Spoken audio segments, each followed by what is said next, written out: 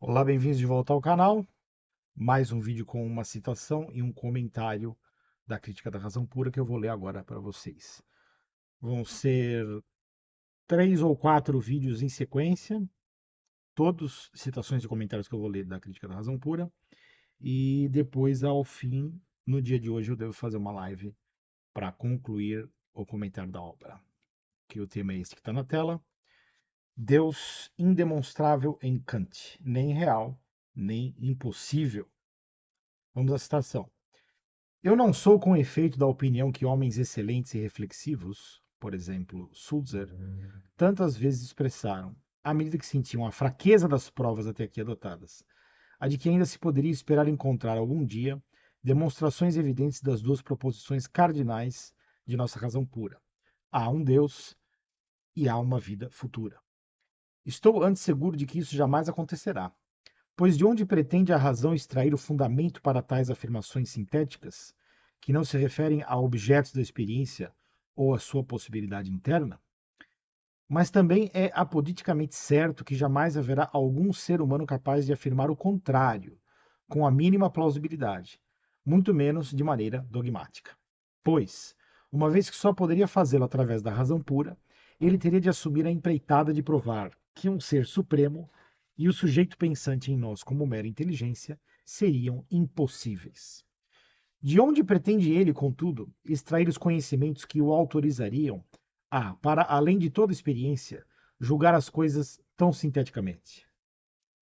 Podemos despreocupar-nos, portanto, de que alguém possa um dia provar o contrário, e justamente por isso não precisamos procurar por provas escolásticas para admitir aquelas proposições que se articulam inteiramente bem com o interesse especulativo de nossa razão no uso empírico, e que, além disso, são o único meio para unificá-lo com o interesse prático.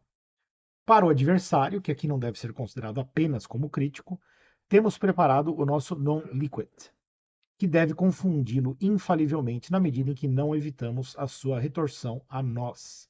Mantemo-nos constantemente apoiados na máxima subjetiva da razão, que necessariamente faltam ao adversário, perdão, e, sob a sua proteção, podemos observar com calma e indiferença todos os seus golpes no ar.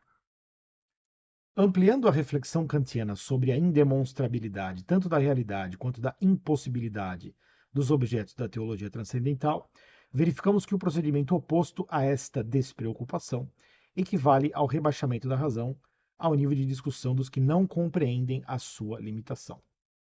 Para que fique bem entendido, Kant postula que jamais ficará demonstrada tanto a realidade necessária dos objetos transcendentais fundamentais, seja Deus ou a nossa vida eterna, quanto também a sua impossibilidade. E isto significa que não é necessário defender a crença particular na realidade dessas possibilidades, porque quem pretende propor, por outro lado, o impossível das mesmas, está certamente tão perdido quanto nós estaríamos se quiséssemos provar nossa posição sinteticamente. Ou seja, se você tentar fazer isso, você vai estar caindo num jogo que é inferior ao que a melhor crítica da razão já te possibilita fazer, que é admitir a crença como tal e não como objeto da razão. Continuando. Que razão haveria, portanto, para disputar racionalmente, para disputar o racionalmente indisputável, senão o rebaixamento do ato mais simples de crer ao nível de uma discussão dogmática?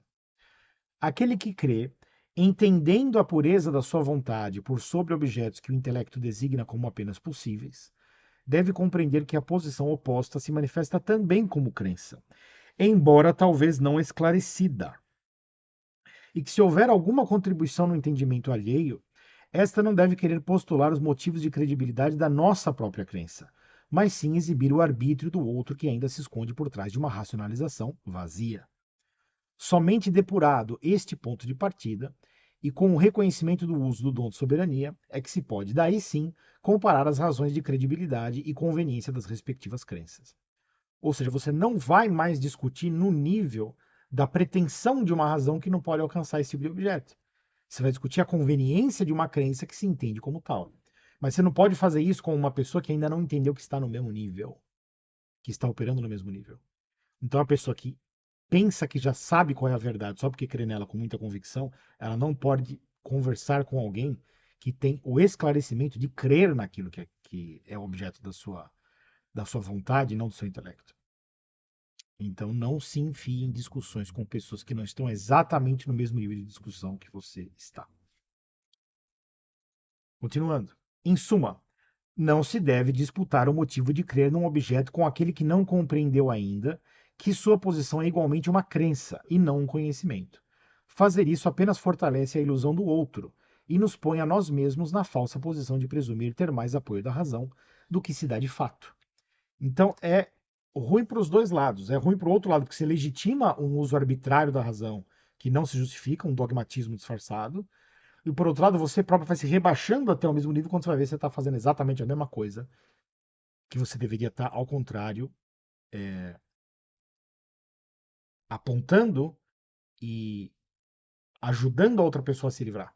Então você, ao invés de ajudar a pessoa a se livrar de um mal, que é o dogmatismo racionalizante, você acaba entrando no mesmo jogo e praticando as mesmas coisas. Tá certo? Aí você pode falar, bom, mas o que eu faço quando outra pessoa não quer admitir que a sua posição é apenas um ato de vontade, né? Originado num ato de vontade, com certas razões de credibilidade, não passa muito disso. O que você faz? Você vira as costas e vai embora. Você tem que aprender a falar não. Inclusive para discussões que não vão ser convenientes para o seu processo de vida espiritual, né? Para a sua vida na presença com Deus, para dar o testemunho verdadeiro. Você só pode dar o testemunho para quem vai ouvir o testemunho, na verdade. Enfim, é isso que eu queria dizer por enquanto. Vejo vocês na próxima. Obrigado a todos e até. Tchau, tchau.